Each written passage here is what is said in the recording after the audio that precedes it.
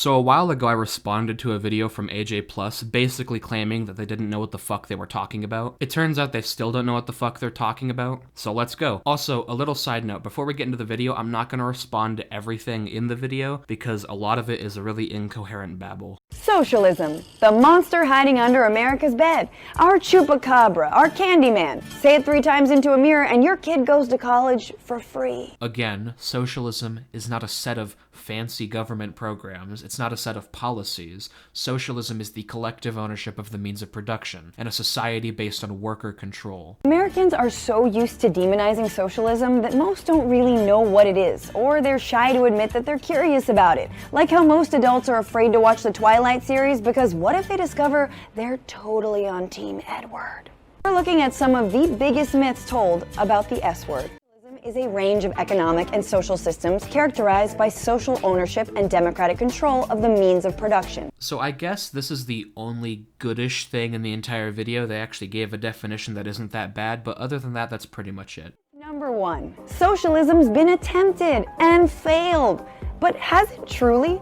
Critics point to examples of leaders who took a twisted version of Marxism and implemented it to the extreme, like Pol Pot of Cambodia or Stalin's Soviet Union. But those are better examples of totalitarianism than anything else. As Noam Chomsky, linguist and man who lost award for most desirable lefty grandpa to a younger, hotter Jew, put it, the Soviet Union wasn't actually socialist. He says Russia called itself that to trick those sympathetic to socialism, and the US did the same to make people more afraid of socialism. The core notion of, at least traditional socialism, is that what you mentioned, that working people have to be in control of production. The Soviet Union is the exact opposite of that. Working people had no control over anything.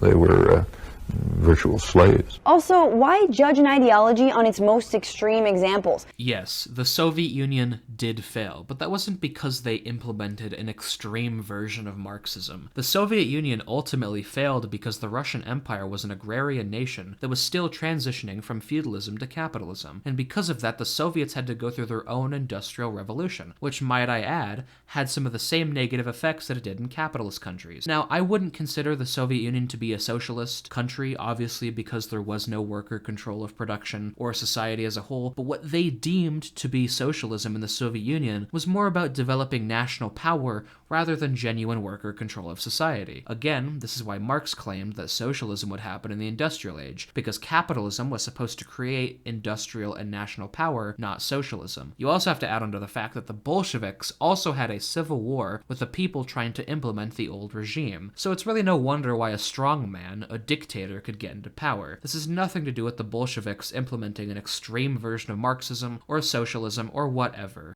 The government covers all or pays back at least 70% of healthcare costs. You might be thinking, well, France spends more money on healthcare, and you would be wrong. France spends 11% of its GDP, and the US spends 17.2% of our GDP on healthcare. And France is consistently ranked as having one of the best healthcare systems in the world. What about students? Is socialism too expensive for them? Because in many countries around the world, university tuition is essentially free. In Germany, it's even free for foreigners to benefit from. So yeah, I actually agree. Universal healthcare and free college would be wonderful, and I do support those things, but once again, that's not socialism. Nice government programs is not the same thing as the collective ownership of the means of production. It'll never work in America myth. There are 5.5 million Danes. Right. And that's it. We have 300 million people here, Bill. Okay, this myth I really don't understand the logic of. If there are more people paying more taxes into a social welfare state, doesn't that mean more money? What, suddenly Americans don't know how to scale up?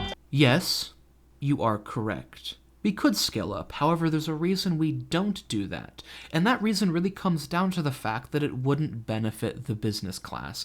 You see, the reason a lot of these developed nations in Europe have these nice programs is because of their populations. Because these countries don't have massive populations like the US does, they don't really have a massive pool of labor, and because of that, the bourgeoisie in those nations can't really cut corners if they want a workforce capable of making them profits. So in the US, the business class isn't really incentivized to do so. In 2015, Denmark was ranked by Forbes as being the best country for business. Well, Francesca, if you didn't know this, Denmark scores quite positively in trade and monetary freedom, investor protections, and property rights. Denmark also has a very market-based economy with a very flexible labor market, meaning that Danish workers have very low levels of employment protections and insecure jobs. However, the state makes up for this with very generous welfare programs and job training. Keep in mind that corporate taxes are relatively low and employer social security contribution rates are also very low. Again,